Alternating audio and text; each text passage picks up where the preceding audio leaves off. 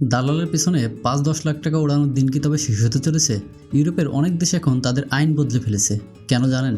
কারণ তাদের নিজেদের দেশের কাজের লোকের তীব্র আকাল। জার্মানি থেকে ইতালি সব দেশে এখন খুঁজছে দক্ষ মানুষ। কিন্তু আপনি কি জানেন সঠিক পথ কোনটি? দালালের খপ্পর থেকে বাঁচতে আর ইউরোপের নিজের ক্যারিয়ার করতে আজকের এই ভিডিওটি শেষ পর্যন্ত দেখুন। স্বাগতম মহাবিত্তের নতুন একটি পর্বে। চলুন জেনে নেওয়া যাক কেন ইউরোপ নতুন মানুষ খুঁজছে। বন্ধুরা, পুরো ইউরোপ এখন এক অদ্ভুত সমস্যার মধ্য দিয়ে যাচ্ছে। তাদের দেশে জন্মহার কমে যাওয়ায় এবং বয়স্ক মানুষের সংখ্যা বেড়ে যাওয়ায় ফ্যাক্টরি, হসপিটাল এবং কনস্ট্রাকশন সাইডে কাজ করার মতো মানুষ পাওয়া যাচ্ছে না।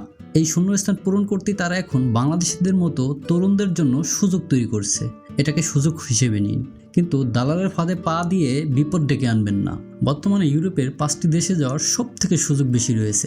নাম্বার 1 জার্মানি, কারণ তারা কাজের জন্য আগের চাইতে এখন অনেক সহজ নিয়ম করেছে।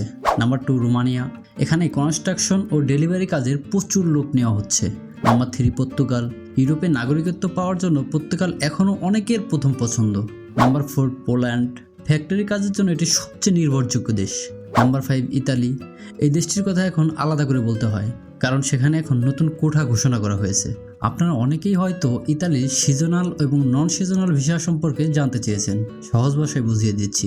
সিজনাল ভিসা একটি মূলত নির্দিষ্ট সময়ের জন্য, যেমন কৃষিকাজ বা হোটেল সার্ভিসের জন্য আপনাকে 6 মাস থেকে 9 মাসের জন্য নেওয়া হবে। কাজ শেষ হলে আপনাকে দেশে ফিরে আসতে হবে। নন সিজনাল ভিসা, এটি হলো স্থায়ী কাজের সুযোগ, যেমন ড্রাইভিং, কনস্ট্রাকশন এবং টেকনিক্যাল কাজের জন্য আপনি 2 বা 3 বছরের ভিসা পাবেন এবং পরবর্তীতে এটি রিনিউ বা স্থায়ী করার সুযোগ থাকে। দুই ক্ষেত্রেই সঠিক এজেন্সি বা সরকারি পোর্টালের মাধ্যমে আবেদন করা জরুরি।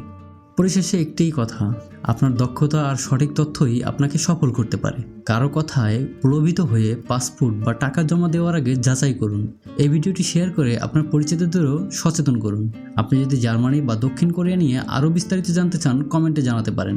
পরবর্তী ভিডিওর অপেক্ষায় থাকুন। আল্লাহ হাফেজ।